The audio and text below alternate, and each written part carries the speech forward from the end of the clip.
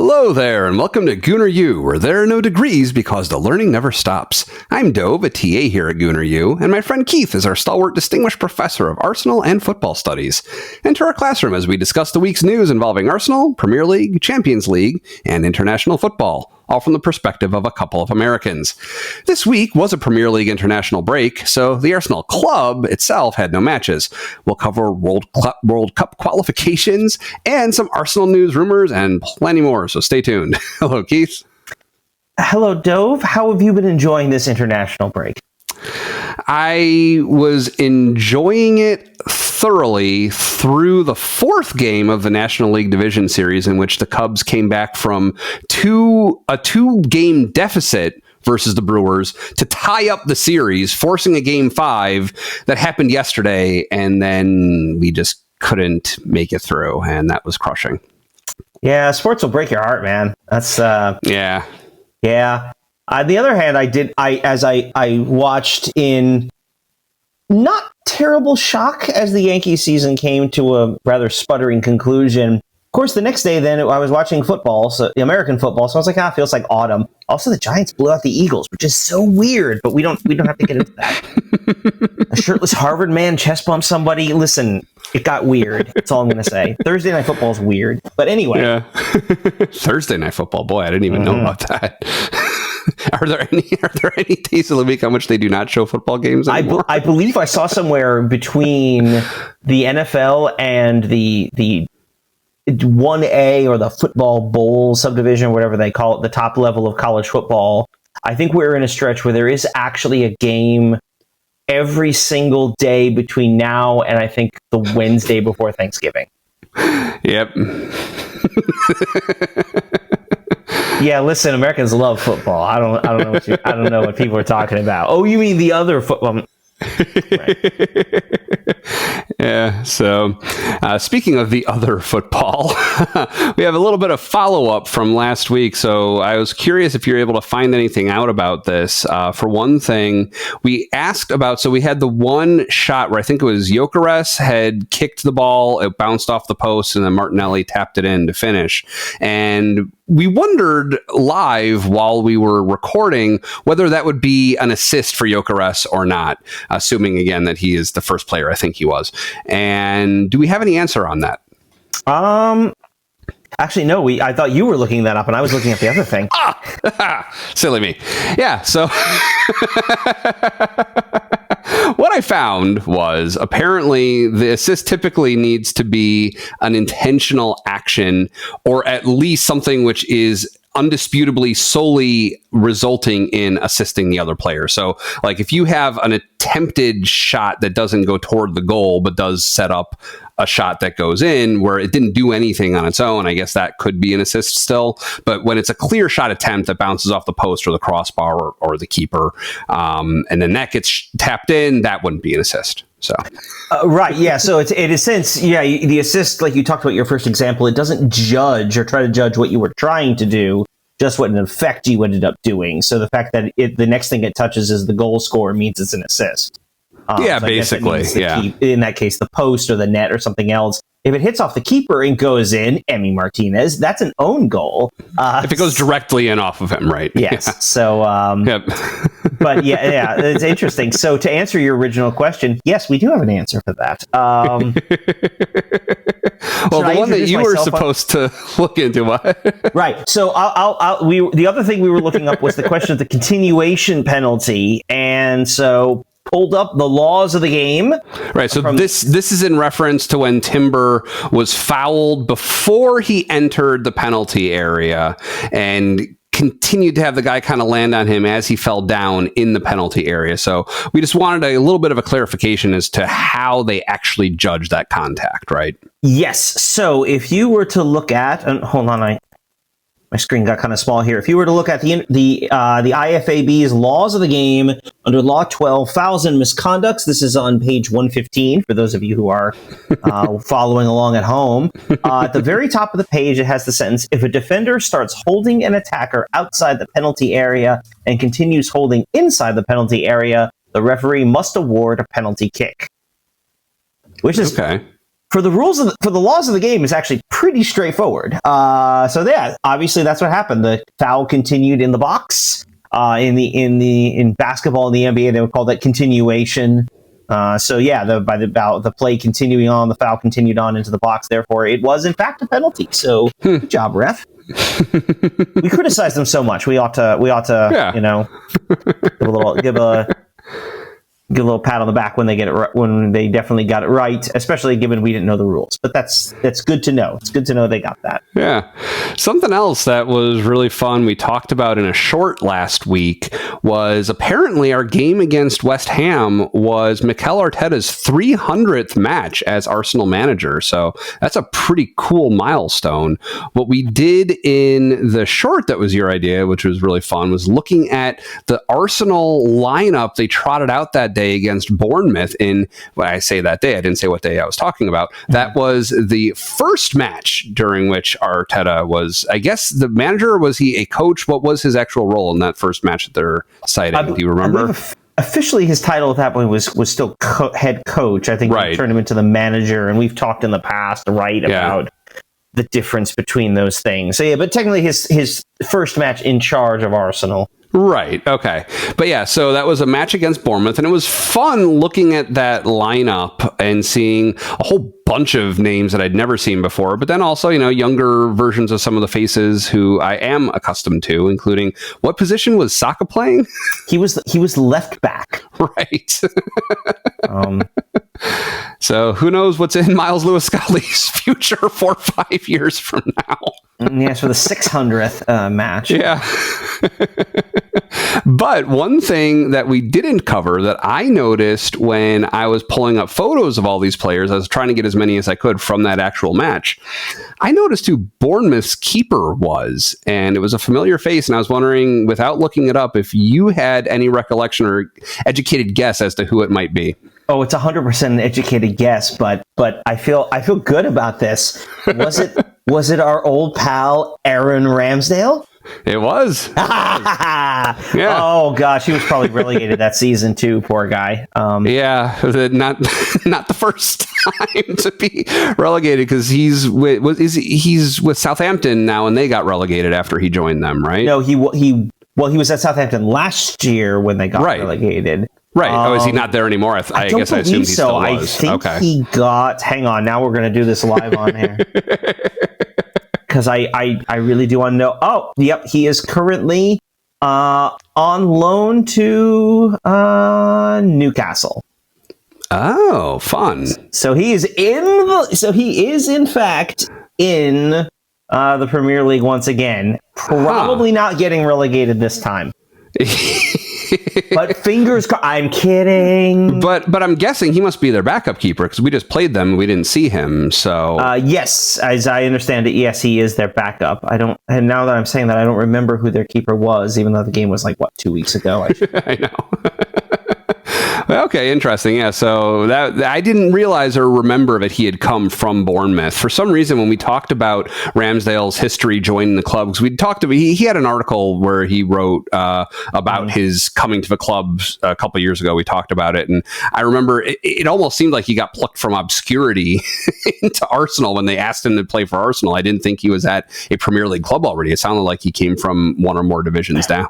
Yeah, as I recall, and I'm sure you're going to get the details right because I'm remembering this off the top of my head. As I recall, he was at Bournemouth. They got relegated, and then he wound up, I want to say it was Southampton, and then they got relegated, and we signed him from there. And that was some of the criticism. It was why are we signing a keeper from a team that was relegated, including a guy who had been relegated 2 years in a row, which is pretty hard to do. I don't want to say he's the only one who's done it, but it's pretty hard to do.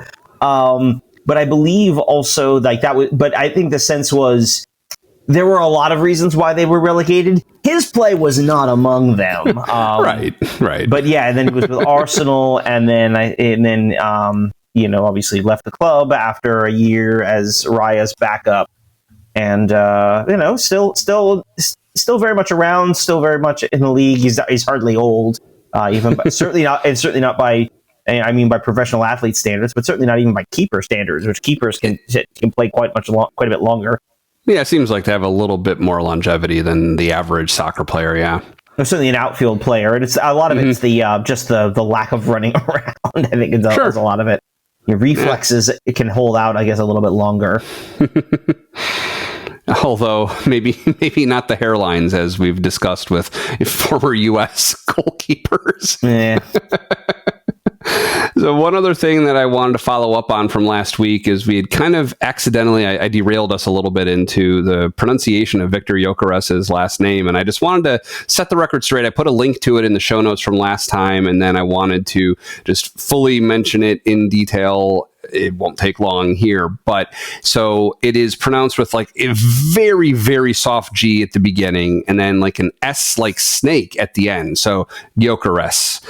The G is so subtle at the beginning, I probably will not even say it at all, but it is, you could hear when he's saying it that it's there. It's like the hint of it a little bit, but so Gyökeres, that's the main thing that I need to remember to say differently, which I've mostly retrained myself. So Gyökeres, like watercress. Okay, Gyökeres. All right, I'll see what. All right. So yeah, that's from his own mouth in a video from like the day that they announced his signing with Arsenal. So yeah. Speaking of goalkeepers, there's some news regarding, or at least the rumor of news regarding David Raya, right? Yeah, so the last I saw this was still a report and hasn't been made official yet, but perhaps it has been. Although probably not, because he's on international duty. But David Raya has apparently, the club and the keeper have renegotiated his contract. It still runs through 2028. That's no reason to change that. But he basically has been renegotiated much in the same way Leandro Trossard's deal was changed, and that he's just now making a lot more money. That has been redone, so his salary's higher. Which makes sense. He was signed at a time when we were a little bit further down the table, a little bit further back behind the pack. Since coming in, we've become Champions League regulars, title contenders, all of the above. And other players, Saliba, Gabriel, Luis Skelly, Wanyeri, Saka, a lot of players have seen their, especially younger players, have seen their salaries increase through new deals. And so it makes sense that a player who's contributed as much as he has, 2 consecutive Golden Gloves, which is quite impressive, makes sense that he would be getting the subsequent pay increase, especially given his value to the team. Oh yeah, and I mean, I have zero problem with the club giving him as much money as it needs to keep him. I love that guy. So I don't. Yeah, and I have to say, and I don't think it's like a worry that he's going to go anywhere. But you always want. We talked a little bit about this with Trossard too, right? That you want to avoid that little bit of discord. And of course, this is such a weird profession, and then it's public knowledge how much money they all make. Like it's printed in the newspaper, so they know obviously where each other are in salary, and not that Raya is going to be particularly persnickety about it or suddenly stop trying to make saves because of it, but you want to make sure he feels rewarded, especially given he knows exactly how much his teammates make. Right. So. Yeah. So that's good. Hopefully he stays happy and stays with the club as long as we want him to. So that's good news.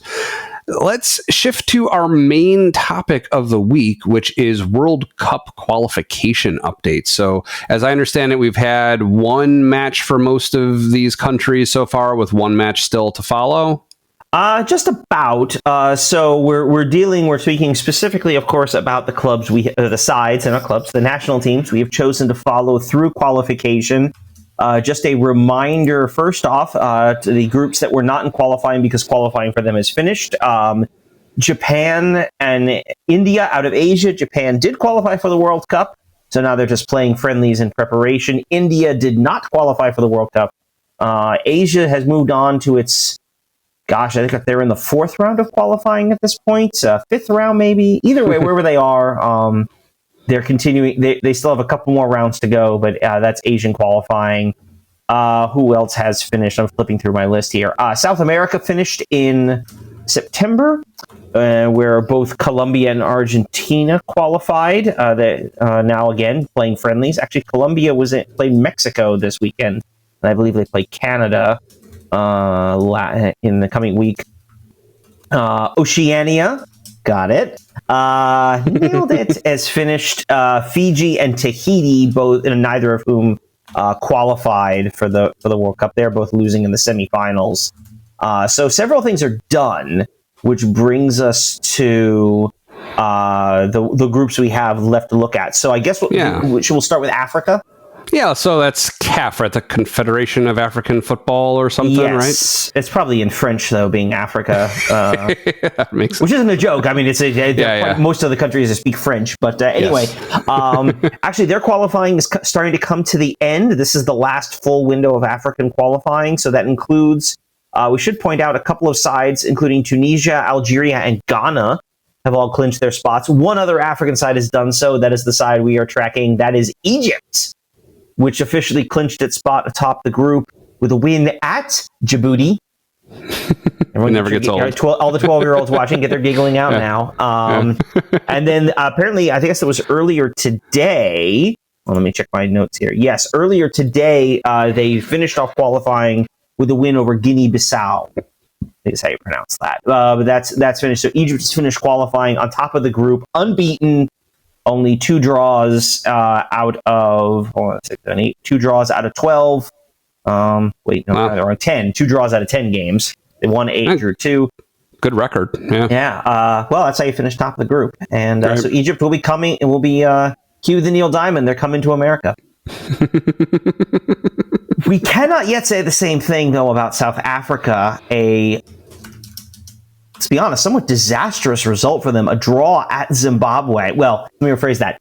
At Zimbabwe, the game was in fact played in Durban, South Africa, which means to drop points. And so they head into their final game on Tuesday. They're going to host Rwanda, trailing Benin at the top of their qualification group. Now, the benefit for them, sort of, is that while they play Rwanda, who's not as strong a team in the group, I think it's fair to say.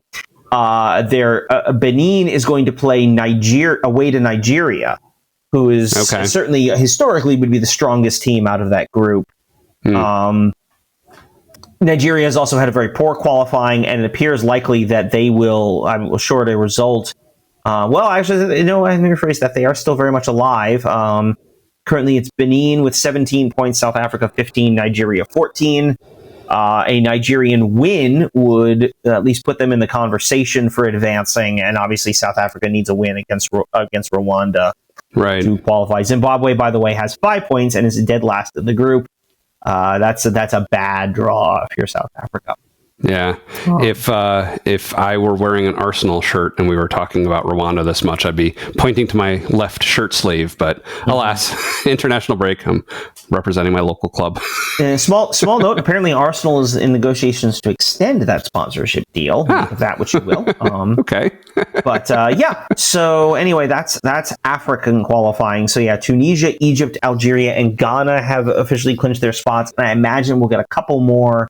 Well, I shouldn't imagine. We will get a couple more African teams officially clinching spots as this round of qualifying ends later this week. So by Tuesday, there'll be a handful more. Currently, 21 teams are qualified for the World Cup officially out of a total of 48 eventually. Okay. I imagine we will see the biggest chunk of them coming in November when the Europeans finish. Europe and CONCACAF finish their qualifying as well. And then the handful of other playoffs that'll take place in March, even though the draw is in December. So World Cup calendars, everyone. Yeah. Speaking of CONCACAF, how are those nations surrounding the host countries doing? Right. Yes. So we have Costa Rica. Speaking of bad results, well, that's away to Honduras, but a draw for Costa Rica. So even though they've got 3 games to go, still have Honduras left at home, still have Nicaragua at home tomorrow. Recording on Sunday night. Costa Rica is still unbeaten, 4 wins, 3 draws, 3 consecutive draws. Not in great shape, but certainly with 3 games to go, as long as they can return to those winning ways. That was their whole qualifying record. They're currently 3 draws from 3 games in this stage of qualifying, which is not ideal. But if they can, they have 2 of 3 games remaining are at home. If they win those, they should be in pretty solid shape. On the other side, Jamaica, the other day on Friday, lost away to Curacao. I read my own notes. And lost at Curacao, which, Curacao is, I realize most people have probably never heard of it, but can pull in some pretty good players. So, that's not it's not quite an embarrassing result if you're Jamaica, but it's not a great one as well. But still, they'll play Bermuda on Tuesday, and they'll get a rematch with Curacao at home in November. They're currently 2 wins and a loss so far in that qualifying group. So long way to go still in the CONCACAF groups. Yeah. All right. And then Confederation, that's a little more near to our typical subject matter, UEFA. How's Europe doing? Okay, so we talked about catastrophic results. This is about as bad as it gets if you're the Czech Republic. They opened this round of qualifying with a draw at home to Croatia, which isn't bad. Croatia's really good, and in fact will probably win that qualifying group. Still, if you're the Czech Republic, you're trying to get in. That's a real damage. You really would like to have gotten the win there. No, it gets much worse. That earlier today they were beaten away to the Faroe Islands. Ooh. Not the worst team in their group. That, of course, would be Gibraltar, who the Czechs will face in November. But yeah, if you're the Czechs, you've got a problem. It's not a good place for you to be right now. And I have a suspicion we will not be seeing the Czechs next summer in the US. Yeah, that's one thing that is really different, though, when you're looking at soccer compared to baseball. Just like the one game at a time, like single game elimination it's not like here we're in group stages, but like you only get to play that team like one time, right? Like it is funny how differently that can go. Like each individual game can matter so much more.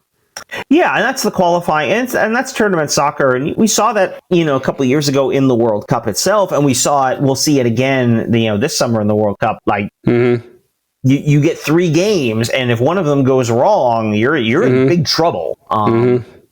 So it's now it's not a death knell. I mean, Argentina lost its opener in the last tournament, and that it worked out for them in the end. They seem to do okay. But yeah, currently the Czechs are 3 points back of Croatia, but Croatia has a game in hand, so not an ideal position to be if you're the Czechs at this stage. They could very well be in position to qualify for the playoffs or the last UEFA round, but there's still too many games left, too complicated to make that determination right now. Right. Okay. Gosh, what other groups do we have? Let's talk about Denmark real quick. Okay. Skip ahead to Denmark. They beat Greece earlier today. They also beat Belarus in a game played in Hungary. Denmark has 3 wins and a draw from 4 games. The Danes are going to be then on top of their group. Let me confirm that. Yes, they're on top of their group in pretty good shape. Right now, currently tied, I should say, with Scotland on top of that group, both at 10 points, but they're guaranteed one of those top 2 spots. Greece and Belarus have both been eliminated. Wow, Greece is out already. Wow. Interesting. That's the first time I looked at that table. I was just looking at Denmark's results. Breaking news. Greece is out, to us anyway. Which brings us to the last one, Group I, which has 2 teams we are watching, Italy and Norway. So quickly, Norway had only 1 game in this window, or 1 qualifier in this window. There's 5 teams in the group, so they don't get 2. You get 1 game at least, sometimes 2. Their 1 game was at home against Israel, which they won pretty comfortably. They are 6 wins from 6. We've talked about Norway as kind of an underperforming side. Not this round. They look pretty good, including Erling Haaland, who leads all goal scorers across World Cup qualifying around the world with 12 goals in 6 games. Let me rephrase that. He is the co-leader, I should say. He shares that distinction with Almoez Ali of Qatar, who scored 12 goals in 9 games. So Erling Haaland's pretty good. That's really just the moral of that story. They will have 2 games in the November window. They are currently just ahead of Italy. The Azzurri, the 4-time winners, beat Estonia away, and they will play Israel on Tuesday in Italy in Udine. Their only loss in qualifying was the opener in Oslo, which, by the way, they will close World Cup qualifying, the 2 sides, on November 16th in Milan. So Italy, Norway, in Milan, which could be could be for the group, could be for a spot in the World Cup, which that would be pretty exciting. Although I have to actually, let me rephrase that. Probably not actually, because Norway currently has, so the first tiebreaker is goal difference. Italy is +7, which isn't bad. Norway is currently +26. Sounds like a lot. Yeah, it's a lot. To be fair, a lot of that comes from a 11-1 win over Moldova, and Italy still gets to play Moldova in the next window. But yeah, that's a 20 goal swing in terms of goal difference, which I find unlikely to happen. But still, it could be a pretty huge game when we get to the end, especially if that, by the way, assumes Norway wins its final game before that one. They beat Estonia next time. So, if Italy can rack up 2 wins going into there, Norway drops any points, that game would in fact be for all the marbles for the World Cup berth. So could be a lot of fun. Or it could be over by that point. I don't know. Yeah. The magic of tournaments, magic of qualifying. Yeah, and I was actually reading that apparently there was anti-Israel protesting going on during that match in Norway, and so the Norwegians may be fined for that, possibly. So. Yes, I don't know a lot about that. I know there was some conversation. It's something that's related to the Norwegian government's official position on Israel and Israeli politics. I'm going to be very hesitant to follow up on that because I don't know a lot of details, and that's not the kind of thing you want to get wrong. So, right. Listen, not remembering who Bournemouth's keeper was when Arteta started is one thing. So I just want to be very cautious about that. But yeah, I suppose that is possible. FIFA does try to be careful about international politics making their way into international games. The example I was thinking of is Granit Xhaka was fined in a World Cup for scoring a goal against Serbia. And then while playing for Switzerland doing this, which seems kind of innocuous to us, but is a representation of Albania's double eagle crest, which Albanians and Serbians have a violent history, and so that was very clearly provocation. So, so FIFA tries to be very careful with this sort of thing, as you can imagine. Yeah. That makes sense. How did our home country do during the friendly? We've had one friendly, I think, so far this break, right? Yes, on Friday night we played Ecuador in Austin. Actually played pretty well. I had the game on, and I thought overall, in general, we did fine. A 1-1 draw. It was Fuller and Balogun scored late in the game to grab the point, so to speak.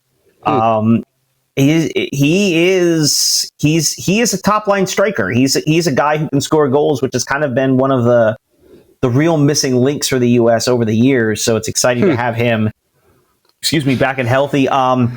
Interesting. You mentioned that in light of him having been an Arsenal player. Arsenal let go, and we needed that kind of player.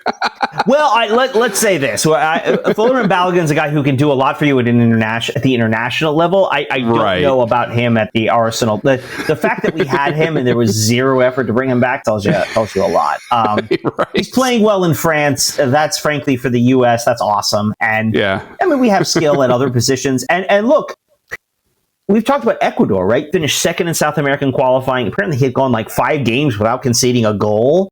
They're no joke of a team. So a 1-1 draw and playing relatively as well as we did is a pretty positive result overall. Remember, we are still in the friendlies phase, so results don't exactly matter. But this is a quality. I thought this was a pretty solid performance that I feel pretty good about. Their goal came from I've seen a lot of people trying to break down the defensive play, and the keeper should have been further out. I mean, frankly, it's just a good play by Enner Valencia, who's a veteran of longstanding in European club football and Ecuadorian, the Ecuadorian national team. So it's basically just it's an old pro making an old pro play, and so I'm not super bothered by it. It's disappointing, but there you have it. The U.S. will close this international window. On Tuesday, they're going to be up in Commerce City, Colorado, which is just a suburb of Denver. but it is Dick's Sporting Goods Park, home of the Colorado Rapids. Oh, okay. Owned by Stan Kroenke. There's Arsenal everywhere on this one. But yeah, they'll be playing Australia, who beat Canada 1-0 last week. So yeah, nice. Yeah, an interesting window. A lot of, and Australia is also not a bad team. They're going to play very compact defensively. Apparently, that's what they did to Canada. Compact defensive, beat them on the break for a goal, and hung on defensively. So if we can not concede the early goal and perhaps even get a goal, I think we have a pretty good shot of getting a result. It's a team that's certainly on our level in a lot of ways. I think Australia is a country that we can look at. The two of us can look at each other and sort of see national sides that are relatively similar in a lot of ways.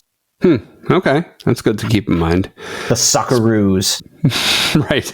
Speaking of Arsenal everywhere, which of our squad players played for their international teams, and how did they do?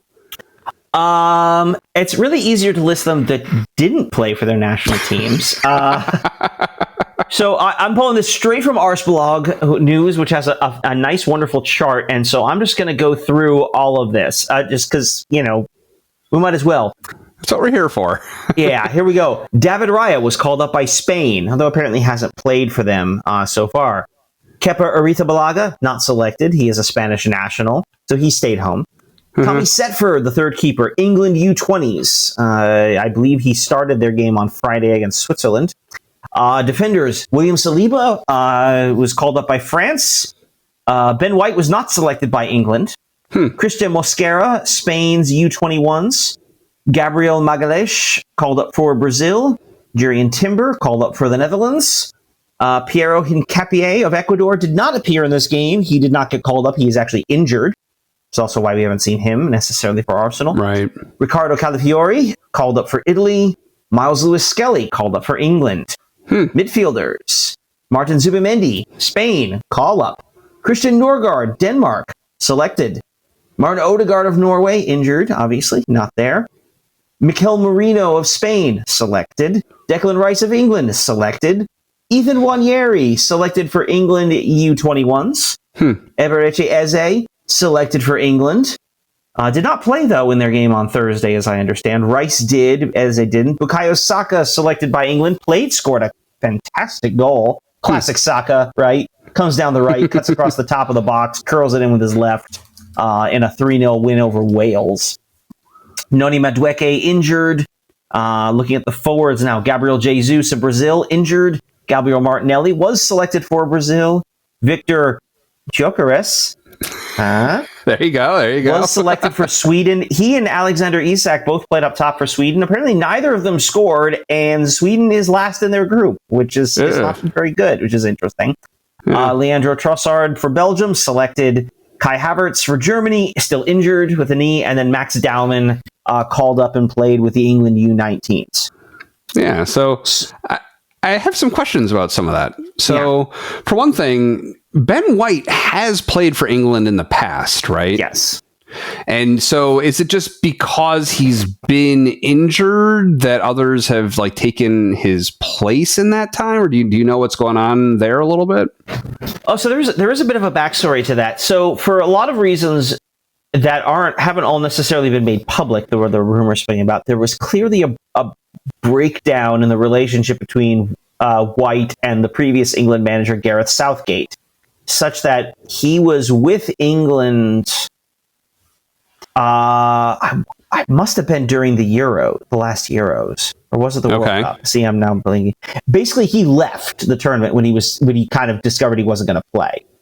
Apparently, there was an argument with one of the assistant coaches as well. So White went home. It was all kind of mysterious. Arsenal talked about supporting Ben White, which I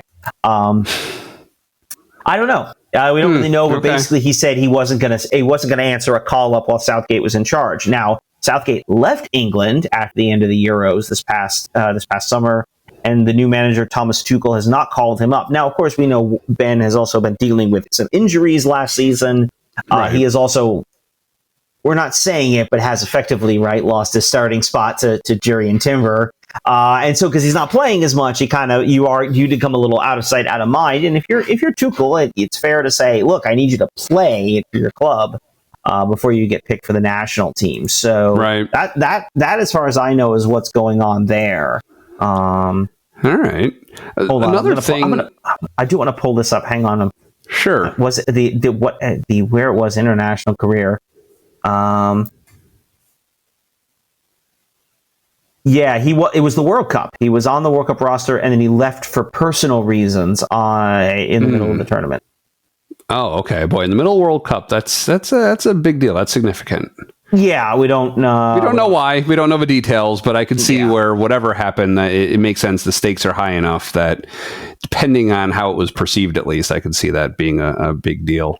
The other thing that I wanted to ask about, it makes sense to me. So Tommy Setford playing as like a U20, that makes sense to me. But when you compare Miles Lewis-Skelly getting called up for the men's senior team, while Christian Mosquera is for the Spain U21s, not England, but for U21s, Ethan Nwaneri for the U21s for England, like what goes into the decision about whether to call someone up for the senior team or for one of the youth divisions? Well, really, it comes down to what does the senior team need? The reason they're calling up Miles Lewis-Skelly's getting called up to England is because he fills a position that the senior team needs, and he's playing the best amongst their potential options. You look at England's midfield; it's very crowded. I mean, Declan Rice is there, obviously. Eberechi Eze, a creative midfielder, is on the bench for them. England's a very deep side. So if you're Nwaneri, if you're Thomas Tuchel, you don't need Nwaneri. You've already got a bunch of other guys. So at that point, it becomes, okay, there's still a youth national team. You can play for them, keeps you in the system, gives you some international experience. Same with Mosquera. Spain's got some world-class center backs.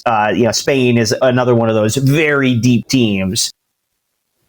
So they don't need Mosquera, and it's better for him and for Spain that he plays for the youth national team as opposed to the senior team. Sure. That really, it comes down to what does the senior team need? If they have a need for the kid, they're going to play for the senior team.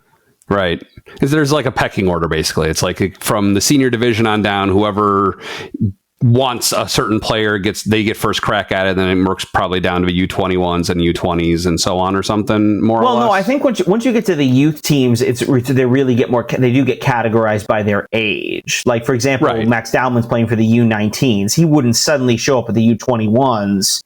I don't. Oh, he wouldn't. How they would work. They would because those are a little more bounded by age.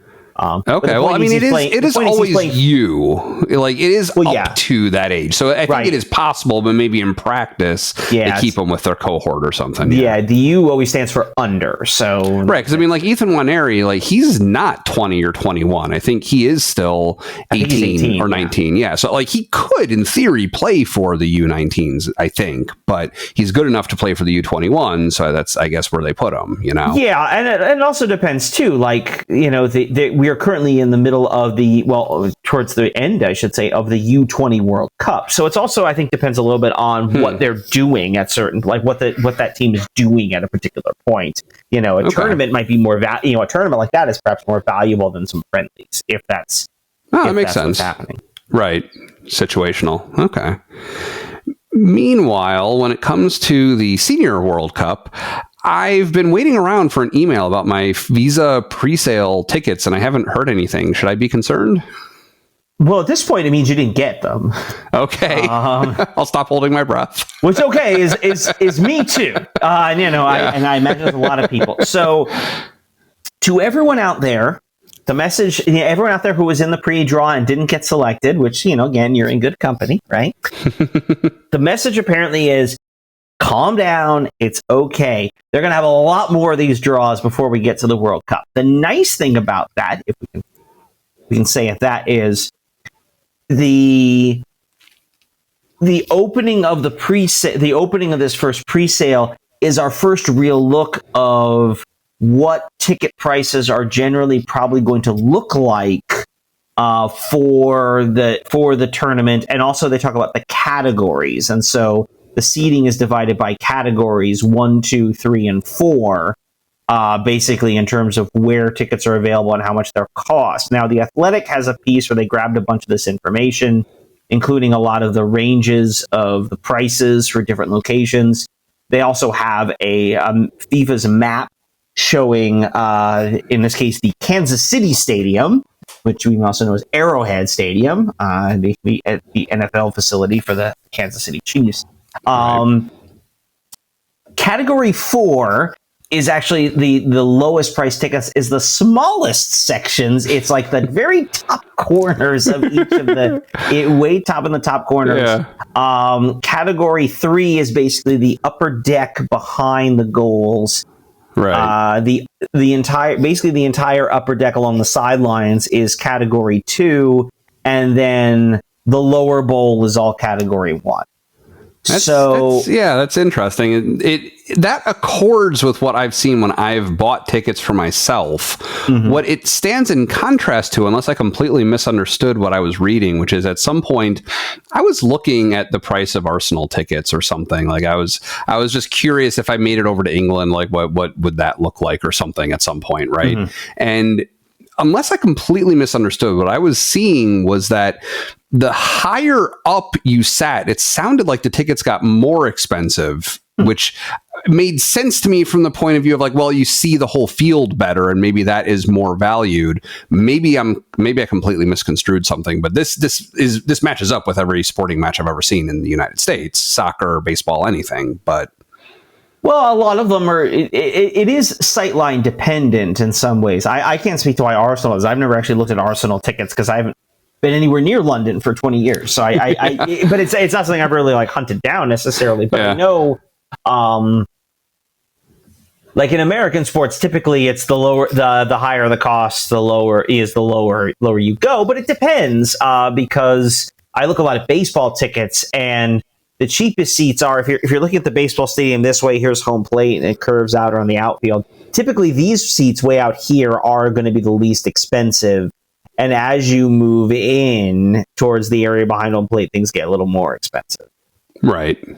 And again, I also buy a lot of stuff secondary market. So that's a kind of a question too about how the demand is changing. And like I went to a game this summer in Dodger Stadium, and you could tell that which seats were out in the shade, were under the shade versus out in the open, because the price was substantially different. Of course, I got there and as a day game, and the entire stadium was bathed in sunlight, and it was incredibly hot. I should say hot. It was only 80, but it was LA, so like it was sunny constantly, and it was quite a sun that day. Right. But anyway, yeah, one thing we're also going to see, I should also add, one thing we're also going to see is FIFA has instituted what they're calling dynamic pricing, which we're starting to see in the US as well. And the idea is that as we get closer to the games themselves, as the actual purchasing patterns start to reveal themselves, what games are people really going to see, what tickets are they buying, all that, the prices will be ideally, theoretically, change as you move along based on the demand that there is. Mm-hmm. Now, we say that supposedly this was being used this summer during the Club World Cup and potentially the Gold Cup. I can tell you, having bought tickets for the Gold Cup in a game in Austin, those ticket prices did not move over several weeks, and the stadium still had quite a few empty seats in it. So your mileage may vary on how much you trust how those systems function. But I think the other thing we're seeing is that this is going to be an extraordinarily popular event. Lots and lots and lots of people want to go, far more than there are tickets available for. And I think that's just something people are going to have to prepare themselves for in terms of pricing. I'm just looking here. So I found this other site. I think I sent it to you in the notes, and if not, we'll plug it in there. This is the FIFA collectanalytics.com. I don't believe this is official, but they're gathering the cost of tickets. The cheapest tickets I'm seeing on here, those category 4s, the cheapest ones are like midweek section 4 games in the group stage are $60. Mm-hmm. But I'm also seeing group stage games group stage games up to 140, 165. That's probably Canada. Actually, this is Vancouver. That's probably Canada's game. But yeah, 60, 70, 75. That's typically what you're getting for those category 4s, but you're probably not going to see a lot of those seats. You hit your category 3s, and all of a sudden you're 140, 150, $215 already. So, those, and then of course, obviously it goes up and up. Right now, the most expensive ticket available is a Category 1 for the final, $6,730. Wow. The cheap seats, by the way, for the final currently are $2,030. Wow. But you think about it and go, well, I guess that's not really much of a surprise, is it? Like, why? I mean, that's the final. Why wouldn't it be? And you can sort of tell because the site's listing them out by match day and by game. I mean, the cheapest ticket for the opener in Mexico City is $370, and the highest is $1,825, which makes sense because it's the Azteca and it's Mexico and it's the World Cup opener. Right. Yeah, the U.S. opener in L.A. $2,700 for the most expensive. 560 is the 560 is the cheapest available so far for what I'm assuming based on this is going to be the U.S. for the first American game. Yeah. As I think back a little bit, I think what I was actually looking at with Arsenal ticket prices, I think I was just curious about season ticket prices. And so maybe in my mind, I extrapolated out from season tickets to assuming that that's how regular tickets went also. But maybe it is true for one and not for the other. I'll have to look up what I found there and follow up next time. Typically, there's going to be, because you don't want the season ticket holders to feel like they're getting shortchanged by single ticket buyers, and so there's going to be a lot of consistency in terms of how those prices range. See individual games versus the season packages. I'll say this as well about World Cup tickets. There are going to be many more draws between now and the tournament itself. FIFA also has, and from everything I've heard from people who have used it, a fairly workable and robust ticket exchange. Again, this isn't the kind of thing you're going to pop in on StubHub the morning of and grab something. You're going to have to plan a little ahead. I would also keep an eye out. Let's see what things look like in December after the draw on December 5th, when we're actually going to find out who is playing in these games and where they're going. Don't be surprised if some of these prices shoot up further when all of a sudden you realize, oh, that's going to be where Brazil is, or that's England, or that's, one of the, or big team. Right. As opposed to all of a sudden you're staring at a game on a Tuesday afternoon to watch Jordan and Denmark. And no disrespect to either of those teams. I would watch that game, by the way. But that's a game that's, especially if it's, if I'm looking here in Houston, Jordan and Denmark, it's not as if there's a giant Danish population in the city, right? It's going to be, it's going to be really interesting to see how that plays out once we actually get the matchups involved. So stay tuned. There's still a long way to go on this one. Now, just so I'm understanding correctly, I don't need to apply again through the one time that I entered. I am entered in the draw for all subsequent draws. I don't need to keep reapplying or anything. I have no idea, to be honest. Will you be reapplying? I'm just going to keep an eye out, and when I hear something and I see a potential for a draw, I'm gonna try to jump on it. I'll say this though, people will be watching out because I got on their email list, for information from FIFA as soon as this all started. Hospitality packages, you've seen a lot of those being sold. Those are luxury suites. By all means, if you want to pay for a luxury suite, you go right ahead. I'm not touching that. Those prices are really going to be really expensive. I am not touching that. Just a fair warning. If that's what you want to do, right? Okay, but I wouldn't. The other thing to keep an eye of, apparently FIFA is floating around these right to buy licenses. Yeah, what is that? I don't know, but from the sound of it, it's basically FIFA is also now saying, by the way, just so we're clear, you didn't actually buy a ticket. So apparently you're just giving them money. It sounds like an option financial instrument where you're buying the ability to buy that ticket later, but I don't know to whose benefit that is. That's weird. The real cynical answer is it's to FIFA's benefit because they get the cash up front. But yeah, I suspect I suspect if you broke it down, it doesn't sound entirely shady, but it's definitely, look, right to buy does not mean you have bought a ticket. Just be clear about that. Right. And that's the important warning here. You will know when you have bought a ticket. Like I have to imagine that will be extremely clear. This is a ticket to your game for a specific seat. Yeah. And it's and again, they're going to start coming out a little once the draw happens. You'll start having packages available to follow specific teams around. So if you decide, like, we've been tracking like Colombia. You want to go to all 3 Colombia games? Okay, those tickets will be available, and then you just have to arrange your flights and hotels and have fun with that. But cool. You put a link in here about World Cup mascots for the host countries. What's this? Right. This is a fun one because I love this. I love all this weird ancillary stuff that comes around with these giant tournaments. Like, I think this is all very fascinating. The World Cup ball has also been released. I saw that. Yeah. Got blue, red, and green panels, which totally makes sense. But yes, the official mascots have been released.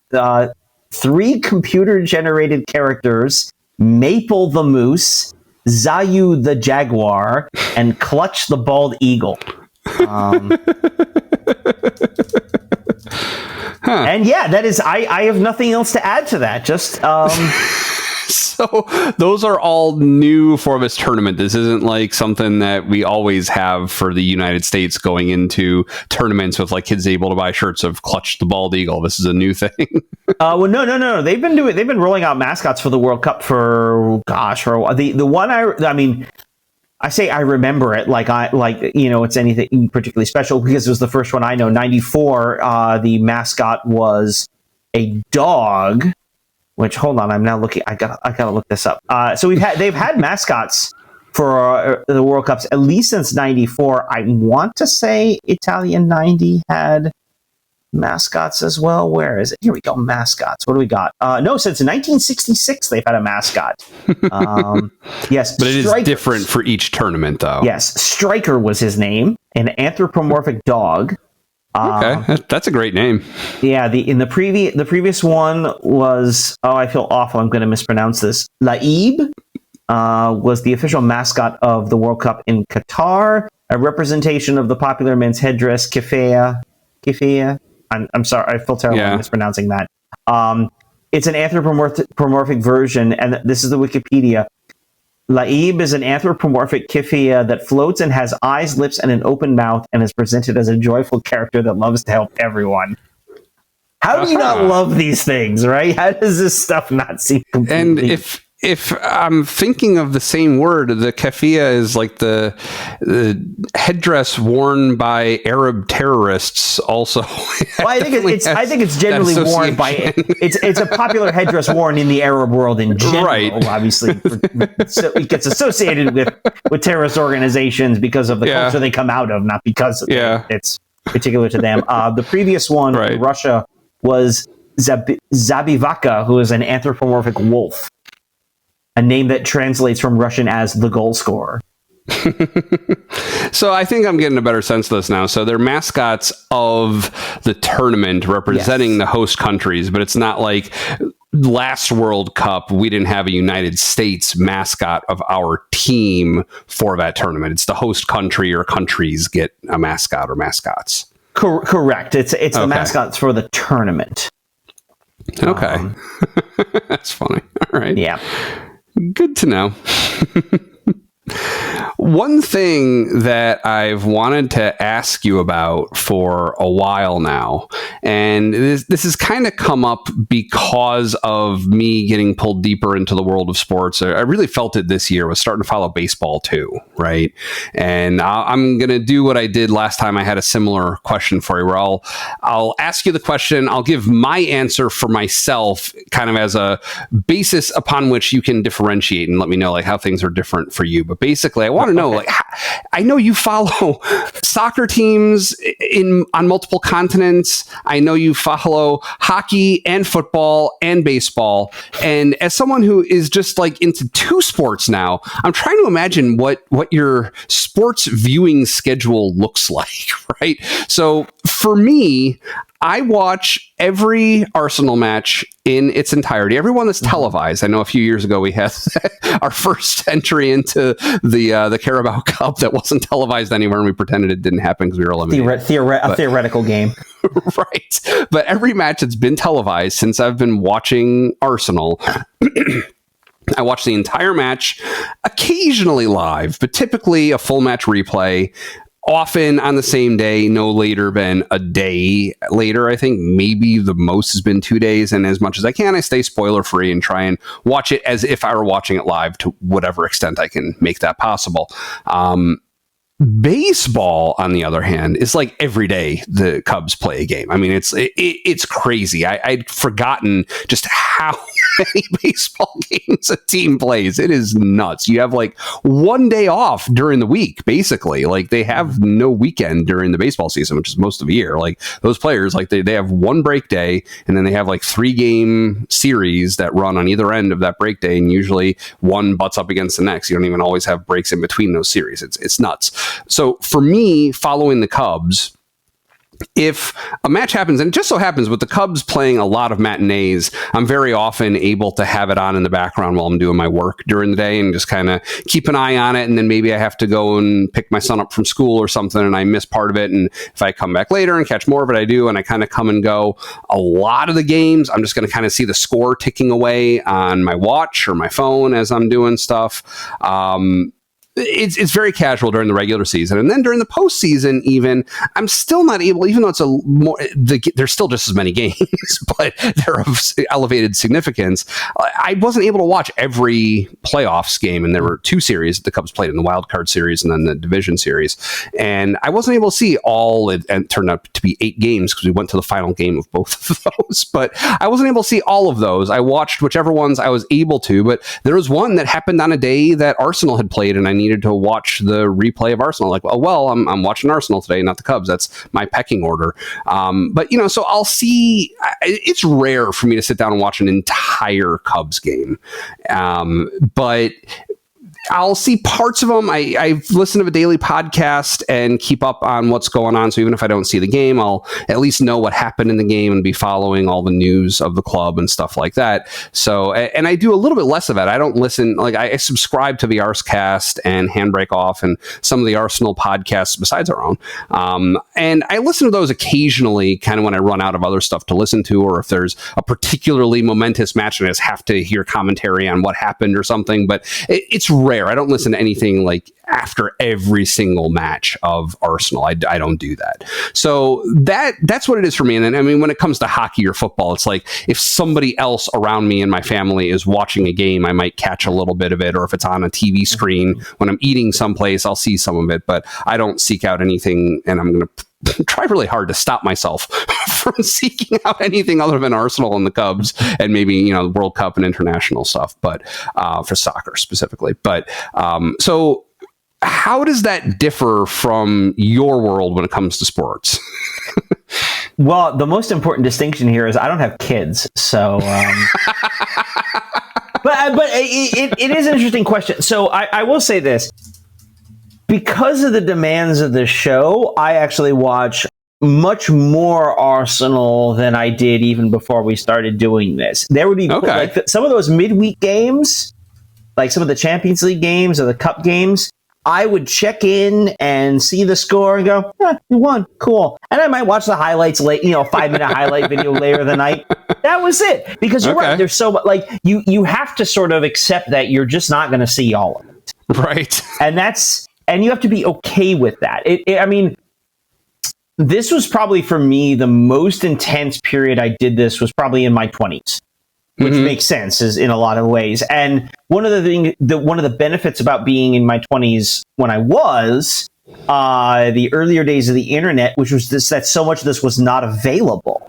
Right. So I had to track or follow these games without the expectation of being able to watch them. And by the time I finished grad school, which was about a decade ago, and again, I was in grad school, so I didn't have any money. So at some places you could get subscriptions to things, but like, I wanted to eat and pay rent. So, like, the Islanders, for example, had free radio broadcasts. Like, the radio broadcast was available for free through their website. So I would listen to a lot of games, which, is a slightly different kind of thing. Also, to be honest, the team was mostly terrible at that point. So, it's we've been watching in a particular period. Obviously, because of the show, I watch much more intensely. I watch much more deliberately. Like, I will watch, I didn't watch the Olympiacos game. I pulled it up and tried to find time so I could at least watch the first half of it. I didn't see the second half.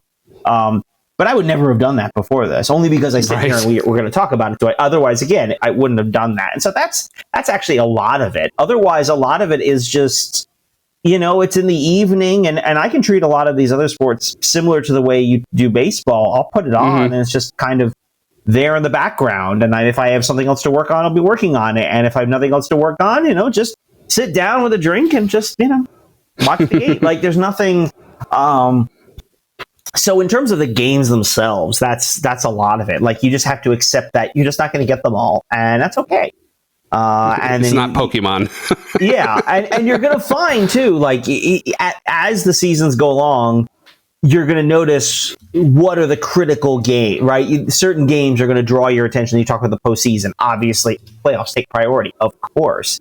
But you're going to be able to make those judgments as far as what's available, how do you get access to it. Sometimes now kind of my question is, well, I've already paid for the package that gives me access to this one, so I feel like I should. But this is a game against a division rival. This is important. I really want to follow this one.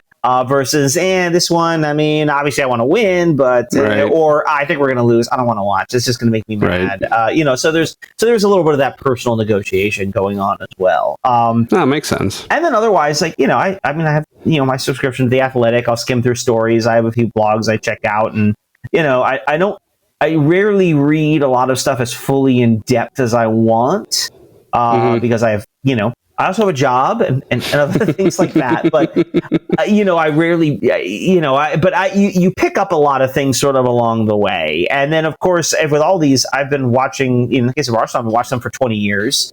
In the case of, like, the Yankees or the Giants, I've been watching them for close to 30 years. I've seen a lot. And this is true, frankly, of age in general, right? The more you see and do, the easier it is to not necessarily overreact to a lot of different things, or because you can draw this down, this reminds me of that time when this happened, or I don't want to get too excited because I know this could also go horribly wrong. I remember this time went horribly wrong.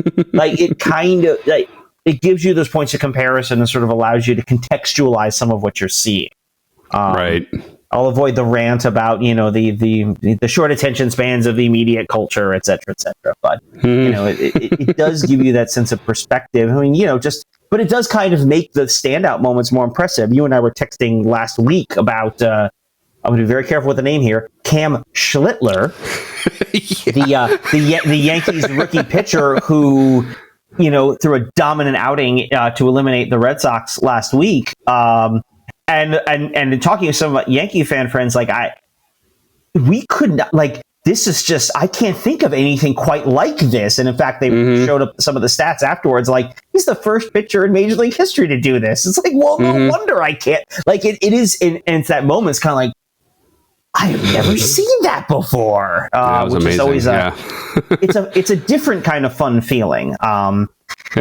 So and I will say, too, with that game in particular, I mean, that was a novel thing for me, texting a friend about a match while it was going on. Like, being able to do that was cool. Like, that's never happened to me before, right? Because I am typically not watching Arsenal live, and I'm taking notes and stuff, and you wouldn't probably see it in the pub if I did text you.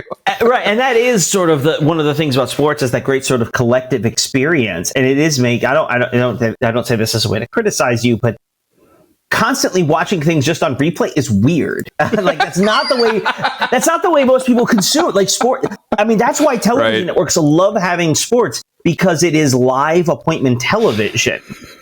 And so, like, people have to watch at a certain time, because of how much communication they have. You can get away with that in large part because you don't have a big circle of like Arsenal supporting friends, right? Who are watching the game live and texting back and forth about it. I've got some of those people. So if I'm missing the game, I still have a sense of I can still have a rough sense of what's happening because I know people are sending messages.